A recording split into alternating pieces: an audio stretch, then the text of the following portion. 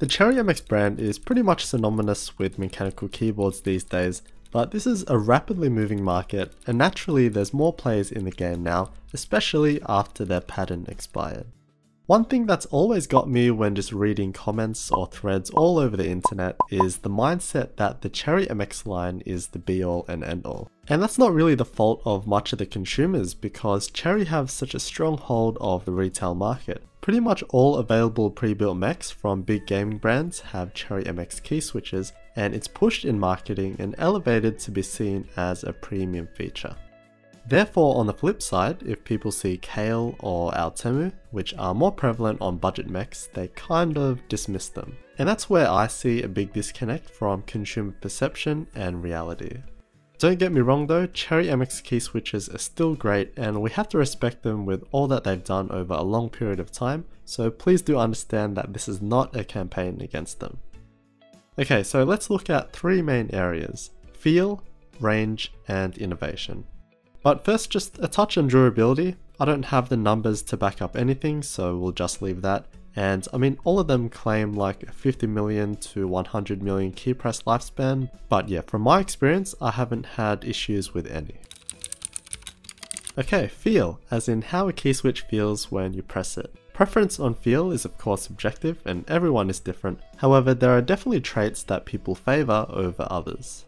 So we have linear, clicky, and tactile. For linear switches, typically smooth is better than scratchy.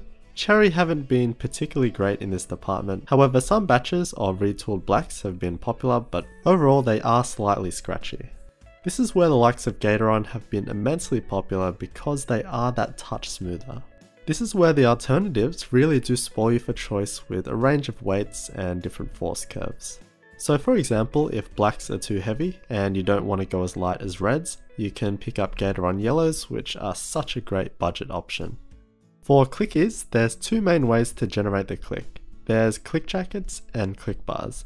Cherry utilize click jackets, which produce one click. The click is still prominent, but it is slightly dull in sound and feel, as there is also a bit of rattle between the moving parts. Click bars on the other hand, which are seen with the Kalebox key switches for example, produce two clicks and are sharper, crispier, and higher pitched. For me, I prefer click bar, however some can perceive this as too harsh and therefore prefer the softer click of a click jacket switch. But if you ask which is clickier, we would say click bar clickies from Kale.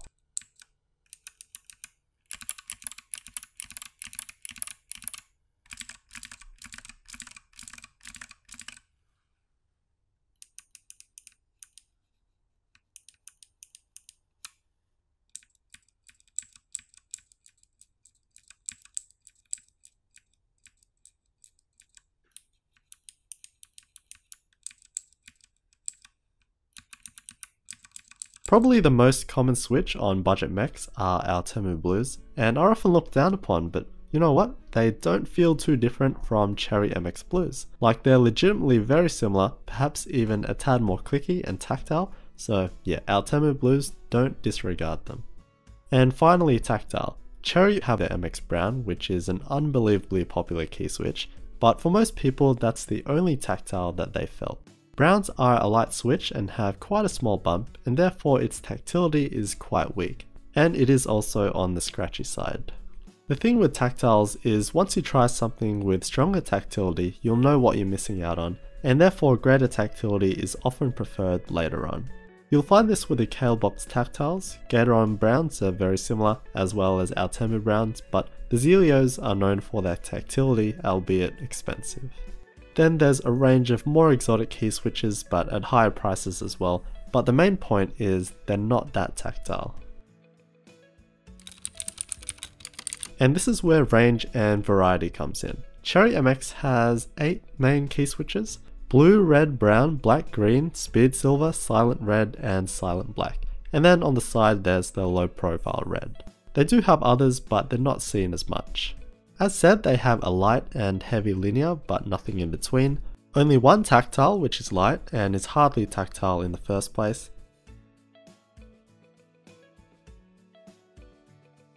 They have the Cherry MX blue and green, which use click jackets. The silents are only available in linear form, and the low profile is also just in linear form. So the range is actually decent and will cover most bases, but you can see the gaps and the alternatives fill these in nicely as previously described. As for the silence, there's silent tactiles from Gateron, Zeal as an extension, Alias and probably more. And for low profile, Kale blows everyone away with the Choc series that come in different types and weights. It's not about whose range is better, it's more that Cherry's range may not be the best fit for you, therefore a switch from another brand can potentially be better for you. To be fair, Cherry didn't need to do much because they were so dominant and the market wasn't as big as it is today. I thought that they've been quite stale, but honestly actually looking at it, their expansion has been quite decent as I've listed. It's just that some of the competitors have done more. This is where Kale with novel keys really express themselves with releasing just a whole load of different key switches. And you see new switches even from big gaming brands to try and gain an edge in the market. Logitech has Roma G, SteelSeries, Razer and a whole lot of other brands have made their own switches, so there is definitely a want to change things up a bit. You can also understand that Cherry would like to keep it simple as it is a product range, but you can't just help and feel that they can do more. They've just built or are building in new factories, so they probably aren't in trouble, but it would be nice if that was a sign of better things to come. Again, I'm not saying that Cherry MX is bad at all because that isn't the case. You'll still enjoy that mechanical keyboard experience. What I want to address is that negative stigma that people seem to have against other Keyswitch brands, when in reality the alternatives can often be the more suitable choice. The bigger issue though is that it's difficult to access all these alternatives because they're just not in pre-built keyboards. It really is Cherry MX and Altemu on like 70% of the boards I review, and that's sad because in the custom game we all get to experience this, and you have to remember what makes a mechanical keyboard so great is how they feel when you use them.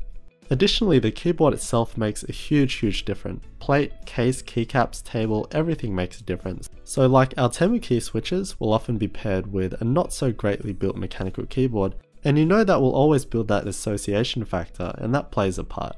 So quickly looking at the different types of switches. Linear, you can do better. Clicky, you can do better. And tactile, you can do better. And all don't need to be more expensive, and that sounds really harsh and there is some play with personal preferences, but that is the actual truth. What needs to happen is for these to somehow get into pre-built keyboards. If you've been into keyboards for even just a bit, you already know a lot of this, and I'm sure many of you would have had the same frustrations as me, but hopefully there can be some change, but yeah, we'll just have to see.